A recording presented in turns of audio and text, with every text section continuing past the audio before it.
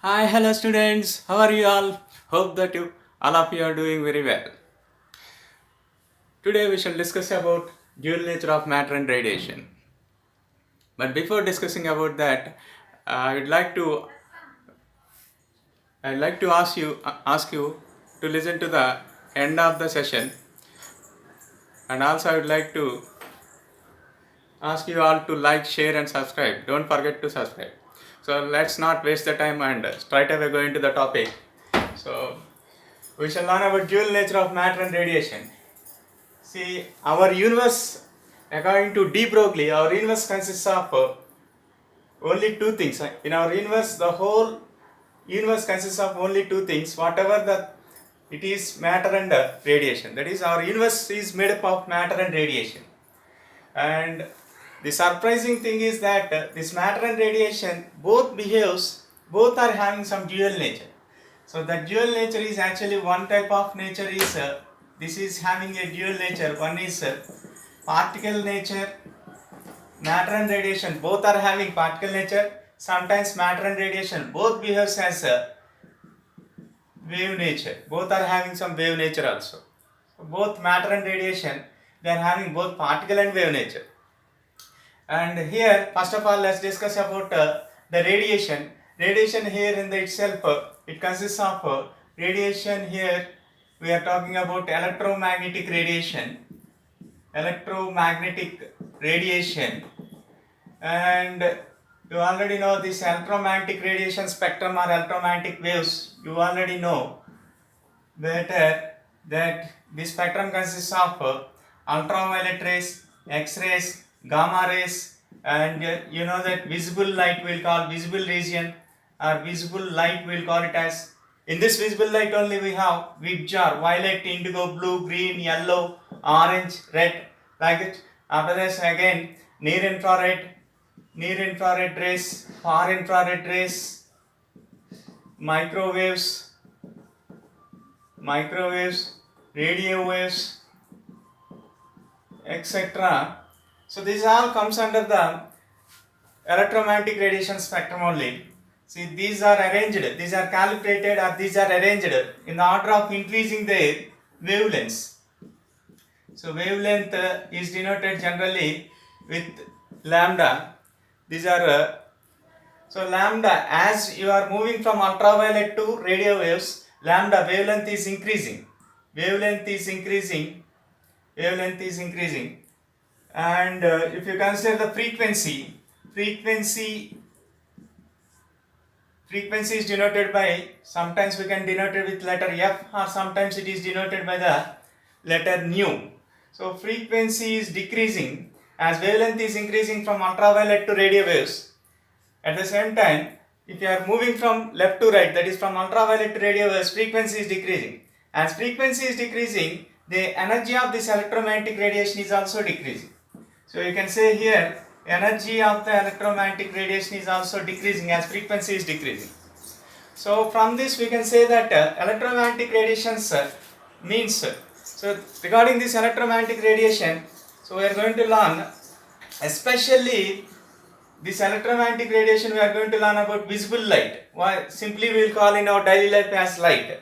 So in that light, visible light we are talking, this also comes under electromagnetic radiation. Regarding its nature, so as already said, regarding its nature, sometimes this visible light have particle nature as well as wave nature. But in this dual nature of matter and radiation, in further we are going to discuss the concept of photoelectric effect. For that phenomena to explain, now we are considering to some theories of light came to explain this electromagnetic radiation or to explain this visible light. So let's have a look at that theory of light. So now we are going to discussing about quantum theory of light. So this is a theory which is given by Max Planck. In 1900 AD. In 1900 AD, Max Planck has given this theory to explain what this light or electromagnetic radiation consists of. According to Max Planck, this light, here light means we are talking about the light means here we are talking about visible light,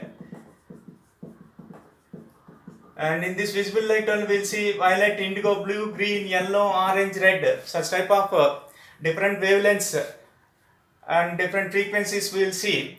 As we are moving from violet to, as already I told, violet to, suppose if we are moving from violet to red in this visible region, already I told lambda value increases and frequency value decreases, as well as energy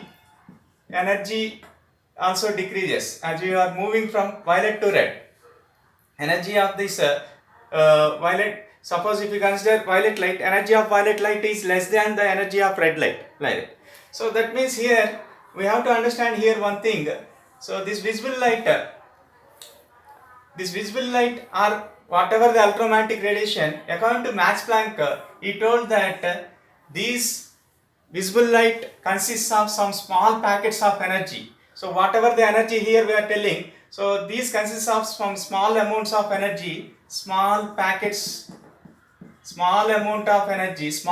of energy packets. These small amount of small packets of energy, or we can say very elementary packets of energy, this visible light consists of. And these elementary packets of energy, these are called as photons. So each elementary packet of energy is called photon. And this elementary packet of energy means in this visible light or in this visible light or in any electromagnetic radiation. So this electromagnetic radiation or visible light propagates, or it consists of some elementary packets of energy which is called photon.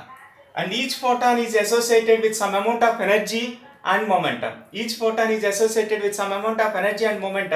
can say these photons, how they will travel means, the second point here we can learn, each photon is associated with some energy and momentum. Later we'll calculate, we'll talk about the mathematical formula for energy and momentum also. But let's have some basic point. These photons, how they will travel. So these photons are traveling in straight lines. With the speed of light. These photons are traveling in straight line with a speed equal to the speed of light. Any electromagnetic radiation, ultraviolet rays, gamma rays, X-rays, all they will travel in straight lines with a speed equal to the speed of this light. So which is equals to 3 into 10 power 8 meter per second approximately. So that is the speed of the light in vacuum. And this speed in vacuum, this is the maximum speed in vacuum. So this is the speed of the light in vacuum. And suppose if the medium is changed, then the speed also changes. This speed changes with change in medium. It depends on medium. Suppose you already know that in refraction you studied that light has maximum speed in vacuum only, that is approximately equal to 3 into 10 power 8 meter per second. If light is traveling in water or in any other some other mediums, light is having a speed which is less than this. So light speed changes with change in medium. Not only light speed, any electromagnetic radiation speed changes with change in medium. It is due to change in wavelength. So when light enters into other medium, wavelength changes. That's why the speed of the light also changes. So whenever one more point we have to learn about these photons is, this photon frequency does not change with change in medium. That is photon frequency of photon, it is independent of the medium. Does not change with medium. That means when this photon or light enters into different medium, frequency does not change. With medium, and frequency remains constant. So as frequency remains constant, we can say that the energy of the incident radiation also remains constant, because we are coming to learn, see, the energy of this photon energy of the photon is directly proportional to the frequency. Of incident radiation. And we can say, according to Max Planck, So this energy is directly proportional to frequency, and we can write E is equal to hf. While removing proportionality symbol, introducing equality symbol, we have to introduce one proportionality constant, where h is equal to here Planck's constant, and since it is given by Planck's and it has some value given as 6.634 into 10 power minus 34 joule second. 6.634 into 10 power minus 34 joule second. Units you can write very easily. H is equal to E by F. So E value H is equal to, you can write H is equal to E by F, and E value in joule, and frequency is we can write it as second inverse 1 by second inverse frequency, and frequency units we can write second inverse. As it goes up you will get joule second. So like that units of H value you can write. For numericals to solve, you have to remember the value of H 6.634 into 10 power minus 34 joule second. And also we can write the energy value in terms of wavelength of the incident radiation, that is E is equal to H into, so we can write F as C by lambda, because you know that wavelength of the wave or velocity or speed of the wave is given by V is equal to F lambda, and we can write F is equal to V by lambda, and V here we are mentioning about we are talking about the speed of the light. Speed of the light is denoted by the special letter C, so C by lambda. So F value in the place of F, if we write C by lambda, then we will get this expression. So E is equal to hc by lambda. E is equal to hc by lambda we will get. Here you see E is equal to hc by lambda we got, and for numericals to solve, so if you want see hc value, you can write it as hc is equal value, you can write it as 12400. 12400, more approximately we can write 12431, like this we can write, and this is hc value, we can write electron volt angstroms,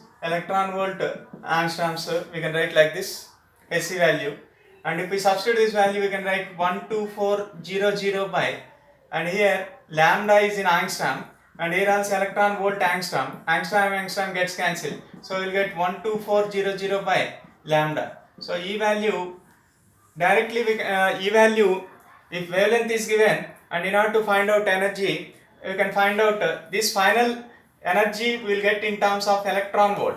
You want to convert this electron volt into joule. We know that already relation between electron volt and joule is 1 electron volt equals to 1.6 into 10 power minus 19 joule. 1.6 into 10 power minus 19 joule.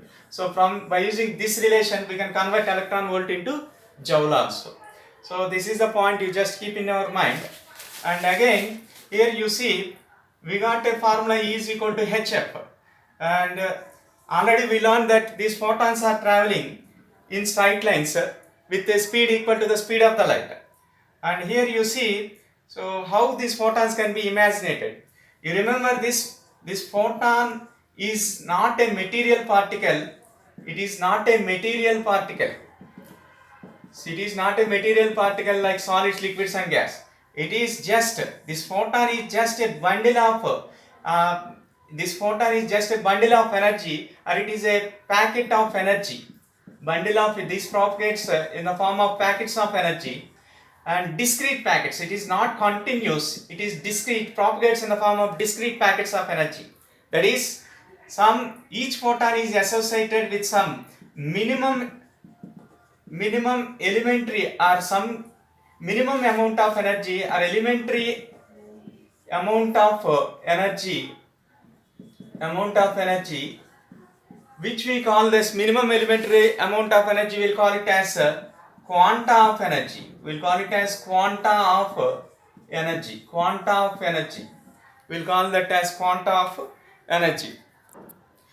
So we can say now quanta of energy means E is equal to, so each photons we can imagine that photon packets are propagating in straight line like this. Suppose each photon, so we can imagine photon picture, pictorially we can write like this, and they are traveling in straight lines with a speed equal to speed of the light, with a speed equal to the speed of the light, that is 3 into 10 power 8 meter per second. And this photon, actually suppose you consider source of light, the bulb is there, and these photons, bulb is emitting some photons. So each photon is associated with some bundle of a packet of energy. So each photon, this is one photon, this is another photon, so some photon, so each photon is associated with some minimum amount of energy, which is called quanta of energy, and that is given by E is equal to hf. So this is E is equal to hf is the minimum. That means you can say here energy exists in energy is quantized here, discrete packets of energy, discrete packets, energy is not continuous here. Energy existing in discrete packets of energy, some minimum packets of energy, one packet of energy, another packet of energy, another packet of energy, another packet of energy, like that, 1 2 3 4 5, like that. So that is you will get suppose here 3 1e 3 2e 3e, like that it will be there, but energy won't exist here. Energy we can write it as total energy emitted by the source, we can write n into E, like this we can write, or when n is equal to 1 2 3 so on, like that we can say. But n can't be, energy can't exist. Energy is equal to suppose 1.5 E, 2.5 E, or 3.75 E, such type of form does not exist. So that is what is called quantization of light. You already learnt in electrostatics that charge is quantized.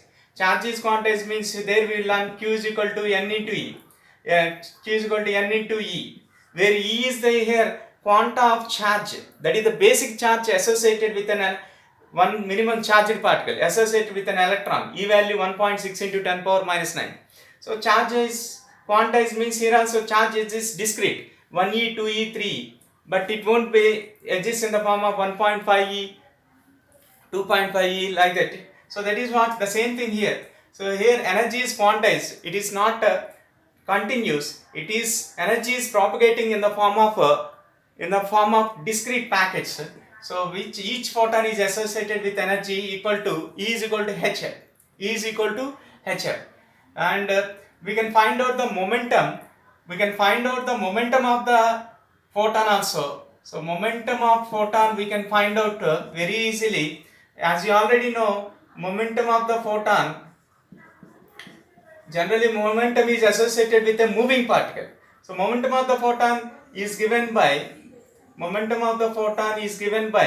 mass into velocity of the photon. Here see, momentum is associated with moving particle only. So here mass of photon, how can we find? Mass of photon, see, always photon always exists only when it is only in motion, only when it is moving. And we can say rest mass of photon is 0. Rest mass of photon is 0. Photon never exists at rest. That's why rest mass of photon we are getting it as 0. Also we can calculate and we can prove how rest mass of photon is 0. Photon always, you see, it is in motion only, and it always travels with a speed equal to the speed of the light in vacuum. And in different mediums the speed may decrease also, but never it exists at rest. Photon never exists at rest. So rest mass of photon is 0, already we learned. And also you see, if any particle is moving, generally if any particle is moving, we can prove how rest mass of photon is 0, like that we can say. If a particle is moving, if some particle is moving with the speed v and particle of mass m is there, and if m0 is the rest mass, if m0 equals to rest mass, then we can find out rest mass, or whenever the particle is moving, the mass of the particle is different when the particle is at rest, according to classical physics. And we can find out that formula, you can find out the mass of the particle whenever it is moving by using the relation m equals to m0 by root of 1 minus v square by c square. Here m is the mass of the particle whenever it is moving with the speed v, and m0 is the rest mass. So for this photon, if we apply this, then we can find out the rest mass. m0 equals to, we can write m into root of 1 minus v square by c square. So m into root of 1 minus, here v is equal to, photons move with the speed, photons move with a speed equal to the speed of light. So we can write 1 minus c square by c square. So 1 minus 1. So finally we'll get 0. So rest mass of photon we are getting it as 0 like this. So this is the proof for rest mass of photon. We are getting it as 0. This is the proof we can say.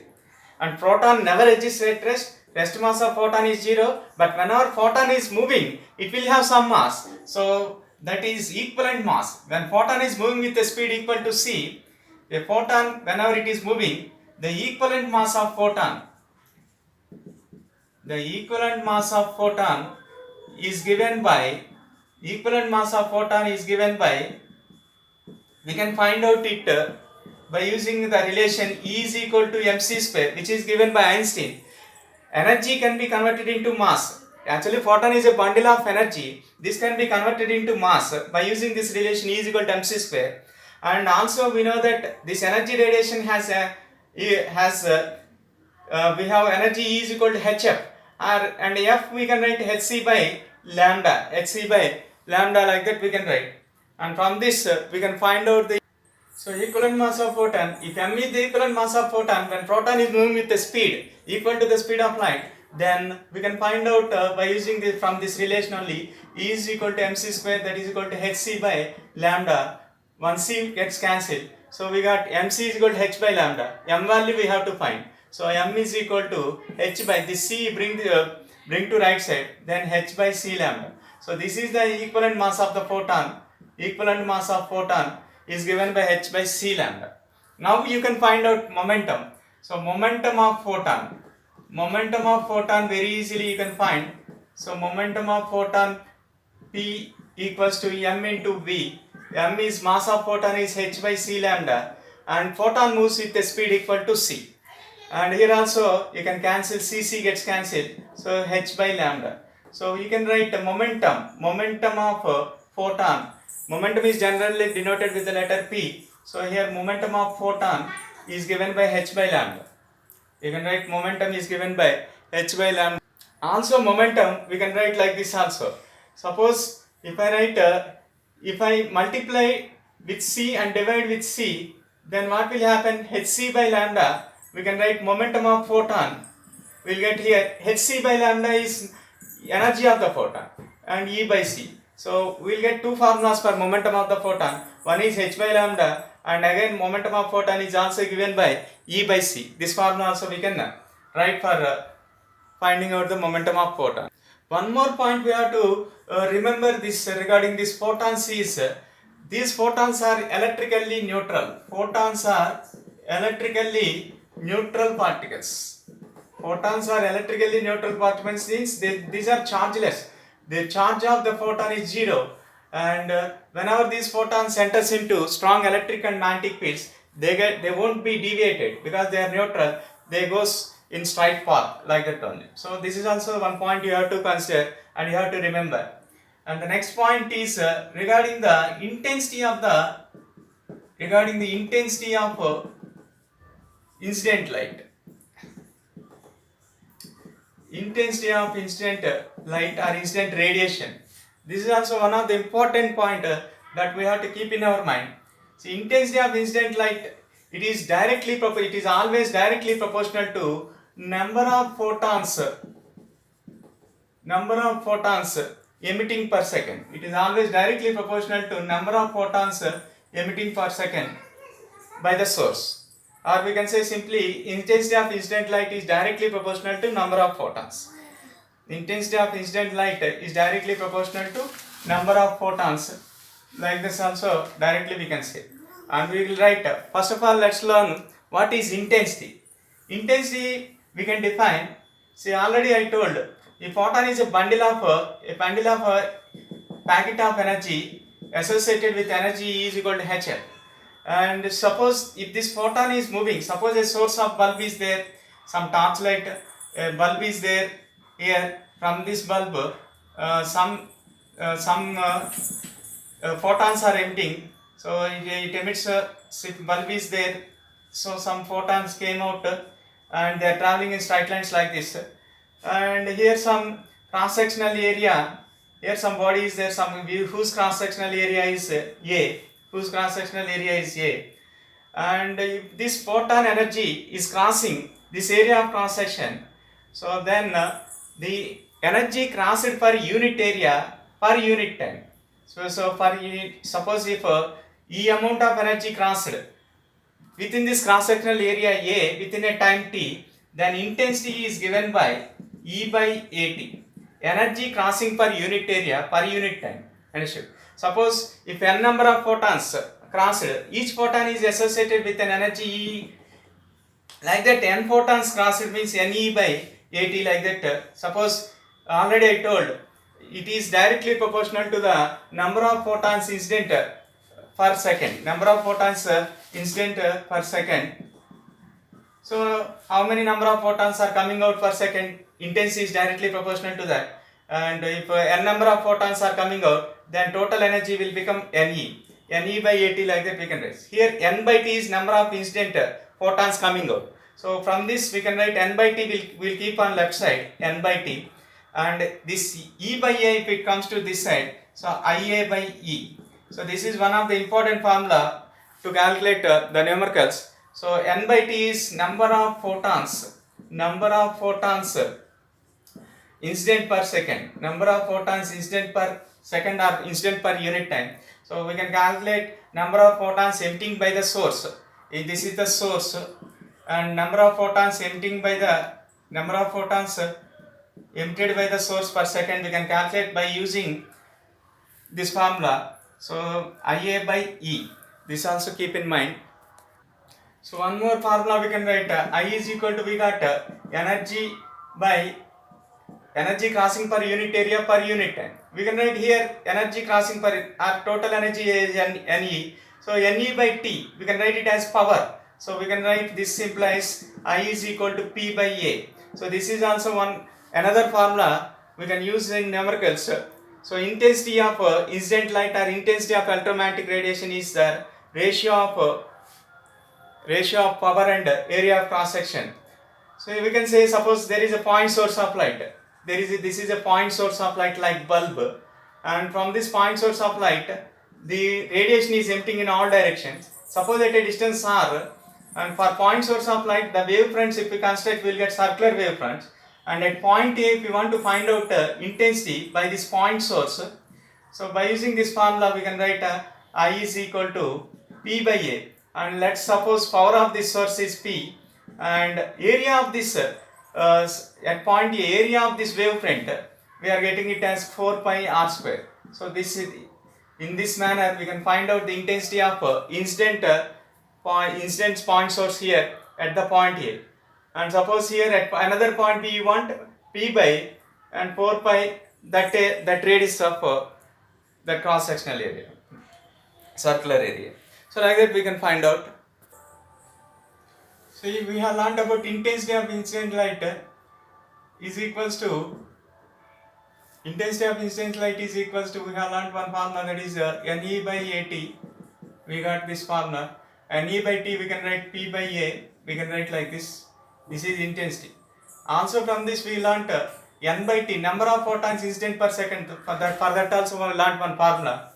N by T is equal to Ia by E, we learnt number of photons incident per second. N by T, one formula. Ia by E, we learnt one formula. And also we can write, see from this above, I is equal to P by A. If I cross multiply, power is equal to I into A. So Ia we can write P by E, also we can write P by E.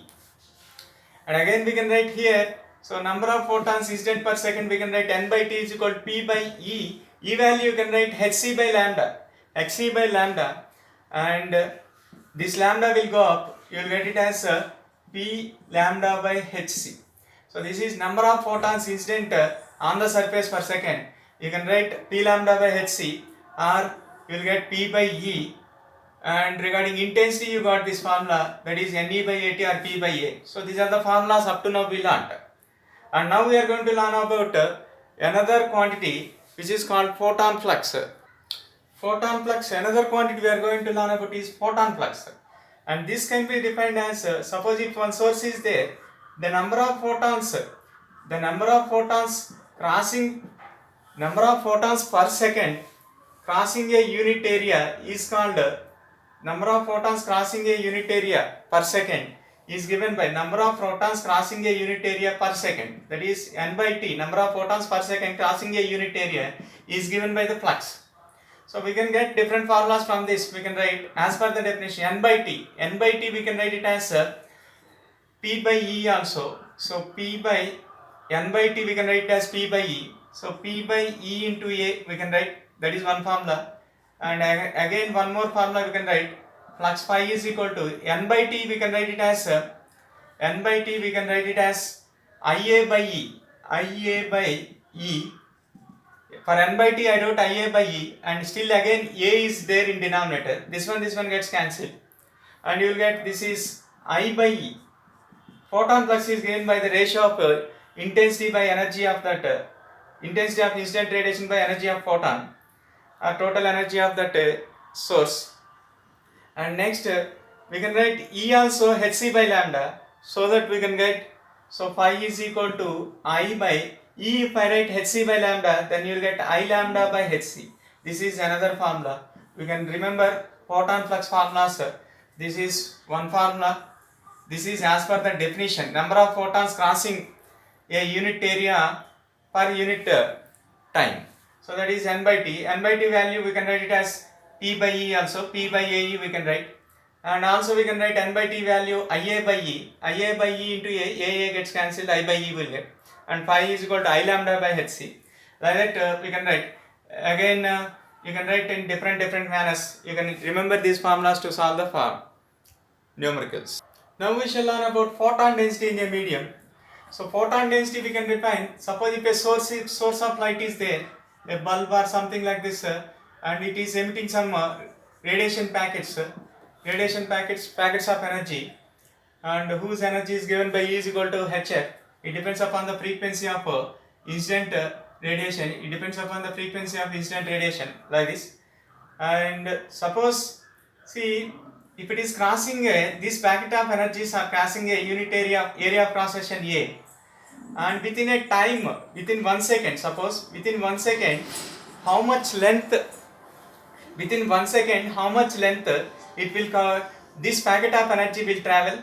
So within 1 second travel distance s is equal to vt, and v is equal to c, time is 1 second. So the distance traveled by packet of energy within 1 second is up to here, that is, which is equals to, as photon density is given as the number of photons. Here photon flux means number of photons crossing a unit area in unit time.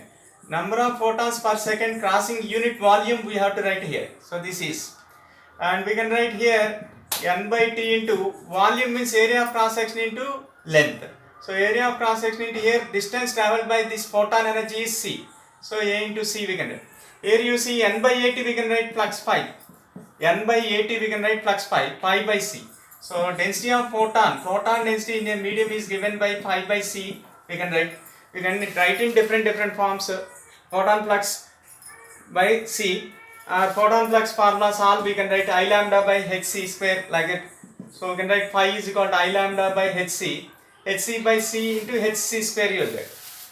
Or phi formula we can write again I by ec also we can write. So like this different formulas we can write. So all these formulas, if we keep all these formulas in our mind, then automatically while solving the numericals it becomes very easy for us to solve with speed and accuracy. So that's all for this video, and thank you very much for watching this video.